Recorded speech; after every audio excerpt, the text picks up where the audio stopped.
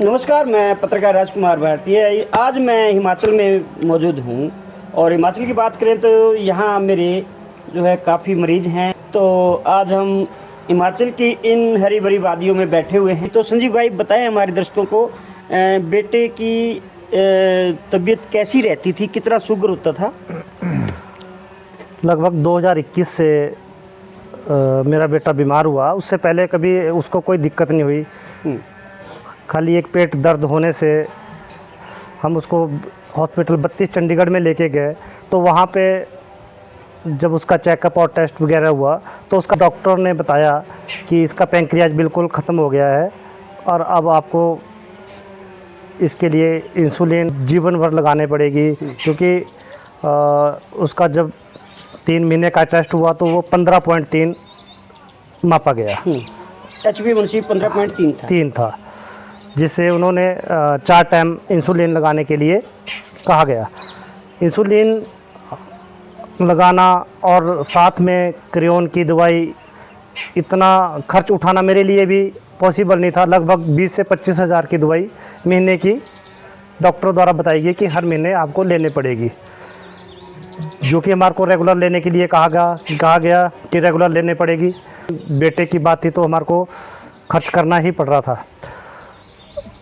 हमारे को वहीं पे एक सिक्योरिटी में लेडी थी, ममता ठाकुर, उन्होंने हमारे को वैद्य के बारे में बताया कि जिंद में एक वैद्य है जिनसे हमारी बहन भी दवाई लेके आई और बिल्कुल ठीक है। पर लेकिन डॉक्टरों ने कहा रखा था कि आप किसी के चक्कर में नहीं पड़ना, तो हमने उसको इग्नोर रखा 6 महीने तक। तो लेकिन 6 महीने बाद मैंने डॉक्टर राजकुमार जी से संपर्क किया, तो हम वहाँ पे जिंद में गए। जिंद में जाने के बाद हम वहाँ पे सारी बात बताई। उसके बाद वहाँ से हमने उनकी दवाई चलाई। दवाई चलाने के बाद लगभग 3-4 महीने के अंदर जब हमने दोबारा टेस्ट करवाए तो जो पैंक्रियाज का टेस्ट हमने पहले करवाया था 0.001 था, वो बढ़कर 2.1 हो गया। मैंने तुरंत, मेरे को खुद हैरानी हुई कि ऐसा डॉक्टर तो कह रहे थे कि कभी बढ़ने वाला नहीं है, ठीक होने वाला नहीं है। तो मैंने डॉक्टर को फ़ोन किया 32 में, मैं कहा सर ऐसी रिपोर्ट आई है। तो डॉक्टर ने कहा कि नहीं, पॉसिबल नहीं हो सकता। तो हम वहाँ से चंडीगढ़ PGI गए। PGI में जाके हमने वहाँ पे सारी रिपोर्ट्स दिखाई। तो रिपोर्ट्स में डॉक्टर का कहना भी यही था कि एकदम से ऐसा पॉसिबल तो नहीं लगता, पर लेकिन उन्होंने अभी मेरे को 15 फरवरी का टाइम दे रखा है कि 15 फरवरी को हम एक PGI में भी एक बार दोबारा से टेस्ट करेंगे। तो अभी हम आज 12 फरवरी है, 15 फरवरी को वो टेस्ट भी करवाएंगे। तो अभी हमारे बेटे की इंसुलिन लगभग 2 महीने से बंद हो गई है, बिल्कुल इंसुलिन बंद कर रखी है। और अभी उसका जो शुगर आ रहा है, खाना खाने से पहले 80-90 से कम ही रहता है और खाना खाने के बाद 130 से कम रहता है, मतलब बिल्कुल नॉर्मल शुगर आ रहा है। तो आपने क्या अनुभव किया जी दवाई के ऊपर? आपने भी पता लगा था बेटे भाई 3-4-5 टाइम इंसुलिन लगाता है, अब नहीं लगाता और अब शुगर भी कंट्रोल रहती, तो आप क्या कहोगे?